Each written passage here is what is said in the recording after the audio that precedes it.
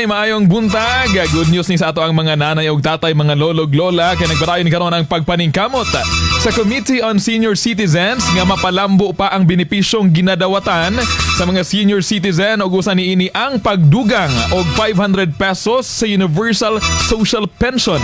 Sa exclusive interview sa DXDCRM in Davao, gibutyag ni United Senior Citizens Party List Representative Mila Magsaysay Aquino, ang chair sa among committee, nga ilahang nasabutang himuon kining 1,000 ka pesos.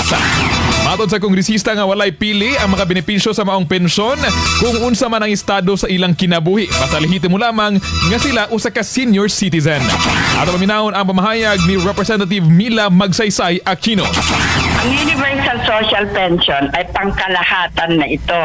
Wala nang pili-pili, wala nang lista-lista. Basta 60 years old ka pataas, mayaman ka man, mahirap ka man, o may pension ka na tinatanggap sa SSS, GSISP, at kung ano pang pension, ay qualified ka na tumanggap ng buwan ng pension pag ito ay naisabatas na. Kahit naman nga nitong 19th Congress, naaprubahan na sab matod pa ang maong balaod nun apan lamang sa 500 pesos ang madawat sa mga senior matag bulan. Pinagini mamahimo ng makadawat og binulang 1,000 pesos nga pensyon ang tanan nga walay pinili hangtod sa nga nakarehistro isip usa ka senior citizen.